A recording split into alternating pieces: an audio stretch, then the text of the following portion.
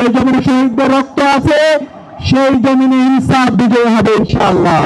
হবে এই জুলাইকে একটা পরিপূর্ণ বিপ্লবের রূপ না দেওয়ার আগ পর্যন্ত আমাদেরকে বসে থাকলে চলবে না, আমাদেরকে রাজপথে থাকতে হবে। আমরা কি পারবো ইনশাআল্লাহ? ইনশাআল্লাহ এই জুলাই বিপ্লবের মাধ্যমে আজকে বাংলাদেশে আমাদের ঐতিহাসিক সুযোগ এসেছে। এই ঐতিহাসিক সুযোগকে নষ্ট করার জন্য হাজারো ষড়যন্ত্র এবং চক্রান্ত হচ্ছে। সকল ষড়যন্ত্র এবং চক্রান্তকে আমরা নস্যাৎ করে দেবো ইনশাআল্লাহ। যে জমিনে শহীদদের রক্ত আছে সেই জমিনে ইনসাফ বিজয় হবে ইনশাআল্লাহ।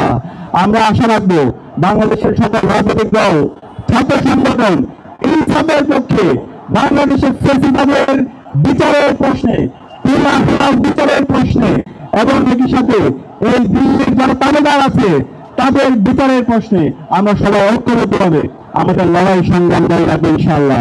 এই যাত্রায় আমরা আশা রাখবো ইসলামী ছাত্র শিবির সহ বাংলাদেশের সকল ছাত্র সংগঠন, রাজনৈতিক দলগুলো তারা ঐক্যবদ্ধ হবে।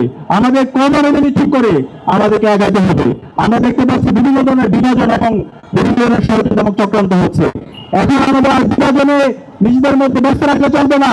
এখন আমাদের জাতীয় ঐক্যের সময়। আমরা আশা রাখছি সকল ছাত্র সংগঠন, ছাত্র শিবির, ছাত্র দল, ছাত্র শক্তি সহ সকল ছাত্র সংগঠন, বিএনপি, জামাত সহ সকল রাজনৈতিক দলগুলো ঐক্যবদ্ধভাবে বাংলাদেশে জুলাইয়ের শহীদদের আকাঙ্ক্ষার আলোকে একটা ইনসাফ ভিত্তিক বাংলাদেশ বিনির্মাণ করার জন্য আমরা আমাদের ঐক্যবদ্ধ লড়াই চালিয়ে যাবো। সেটাই আজকের শহীদ মনসুরের শাহাদাত বার্ষিকীতে আমাদের নতুনভাবে শপথ নেওয়ার জন্য এটা আমাদের যথাযথ সময়। আমরা আশা রাখছি সেই যাত্রায় সকল আমরা অংশীদাররা ঐক্যবদ্ধভাবে আমাদের এই বাংলাদেশের ইনসাফ কায়েমের জন্য আমরা আমাদের লড়াই করব।